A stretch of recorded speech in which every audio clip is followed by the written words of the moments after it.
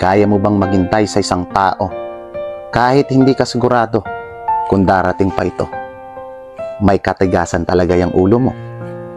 Magmamahal ka na lang. Talaga naman dun pa talaga sa pinakamahirap mo gusto. Ang dami naman ibang tao. Pero bakit nakatuon ka sa nag-iisang tao? Di ba? Wala namang ibang tao na makakapagsabi sa'yo kung ano ang gusto mo. Dahil alam mo at kilala mo sarili mo kung sino ang gusto mo. Dahil alam mo ang pagkakaiba ng nakikita ng mata sa tunay na nararamdaman mo. Kaya pag sumemplang ka sa dulo o mabigo ka, alam ko, hindi ka magsisisi. Dahil hindi ka magtitiis, hindi ka maghihintay kung hindi mo siya tunay na mahal.